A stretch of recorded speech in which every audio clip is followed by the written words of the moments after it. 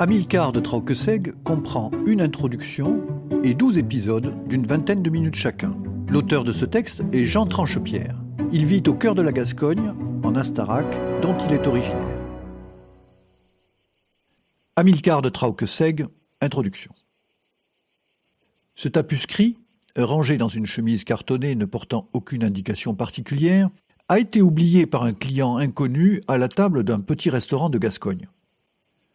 L'objet perdu fut alors mis dans la réserve, là où s'accumulent sacoches, parapluies, pardessus et couvre-chefs oubliés, jusqu'à ce que les propriétaires distraits viennent les réclamer. Le plus souvent dans les heures ou les jours qui suivent, parfois jamais, comme ce fut le cas ici. Il fut exhumé lors d'un rangement indispensable du local. La chemise cartonnée pouvant resservir fut mise de côté et le tapuscrit jeté en vrac dans une poubelle. Lors de cette opération rapide, un carton de la taille d'un marque-page en est tombé. Il portait une phrase griffonnée au crayon. « Tu es en bonne santé, la vie est belle, et il te reste 3 jours à vivre. » L'auteur avait donc peut-être bien disparu.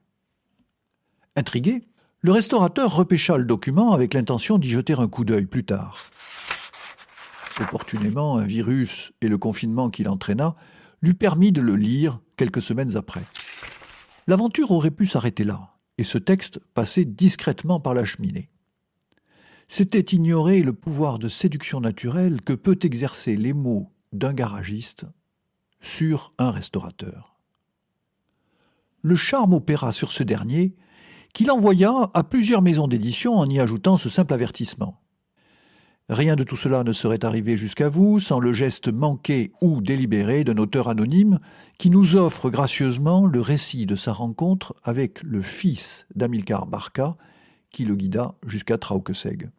Ce qui suit n'est pas une thèse scientifique, ni l'autobiographie, ni un roman historique et encore moins policier. Ce n'est pas non plus une pièce de théâtre, quoique certains passages puissent passer pour des scènes de comédie. C'est sans doute un conte philosophique, certainement une fable thérapeutique où Amilcar nous fait franchir dans son garage bien des limites symboliques qu'il traverse allègrement, comme les poules la haie de son jardin, sans crainte ni vergogne. Ces allers-retours bruyants ont 3 vertus évidentes. Ils se passent dans le sud, où seul le silence est inquiétant. Ils n'engendrent pas la mélancolie.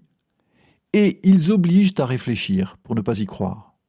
Comme il se doit, devant pareil ouvrage, les éditeurs, les uns après les autres, se retranchèrent derrière leur ligne éditoriale pour se défiler. Le spectre de l'incinérateur menaçait de nouveau Amilcar de Trauqueseg quand notre restaurateur, toujours sous le coup de la fermeture administrative liée au énième mutant du premier virus, décida finalement d'enregistrer la relation des propos échangés à Trauqueseg par l'auteur avec Archibald Barca, fils d'Amilcar. La mise à disposition de cet enregistrement, sous forme d'une diffusion pour baladeurs, podcast en français, fut dès lors un jeu d'enfant. Alors, par la voix de Jean Tranchepierre, partons en 12 épisodes à la découverte par l'auteur d'Amilcar de Trauqueseg.